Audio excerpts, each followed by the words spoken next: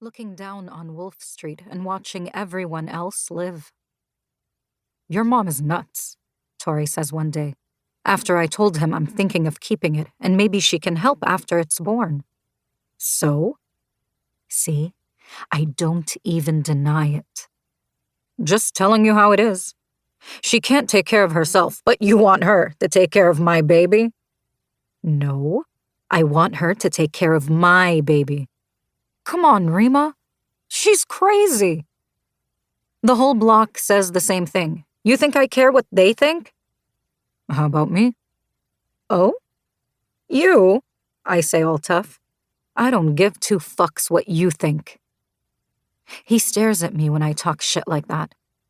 And then he gets a big smile over his face and usually ends up kissing me. He does that now. And he did it when we first met, too. I was working at the Aladdin restaurant in Qahwa, owned by Mr. Najib, but everyone calls him Al-Atrash because he's deaf.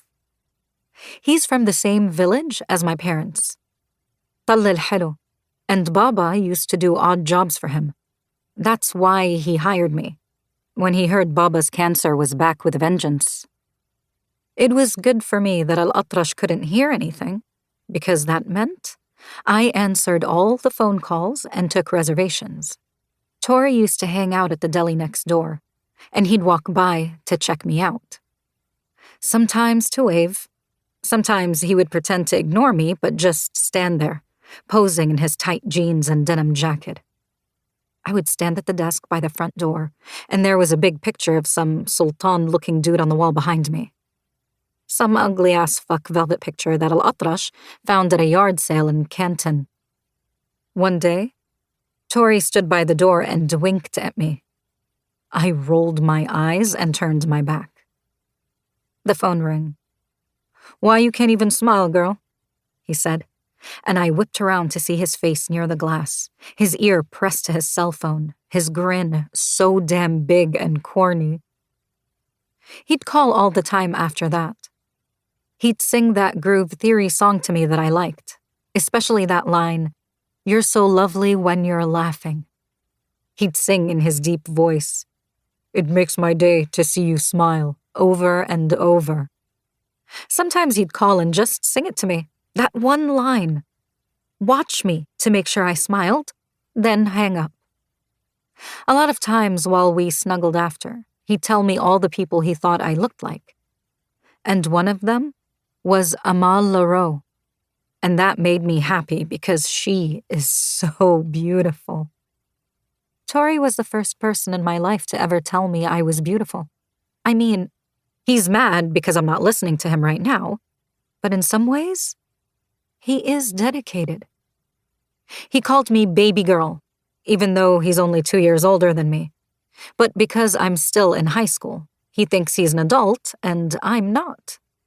If he'd known back then how I was the one dealing with Baba's sickness, with Mama being a phantom, and even with taking care of my baby sister, he'd know for sure I was a grown-ass adult.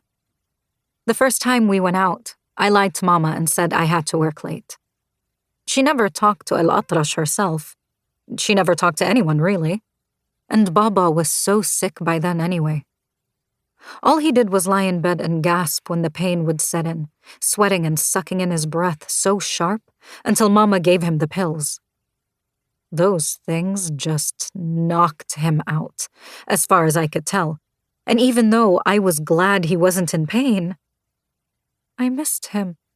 I felt bad lying to Mama, but it was so easy to do. Baba never let me out.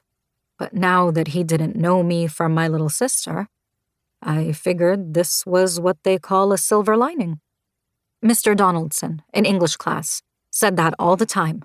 If there is a silver lining to the death of Romeo and Juliet, it's that their families realize the error of their ways. Not sure about that, I remember thinking. Fuck their families, honestly. So, that first date. Tori walked me to the Burger King on Greenmount. I just ate small fries, so he didn't think I was a heifer. Plus, I had no clue if he was going to pay for me. How would I know?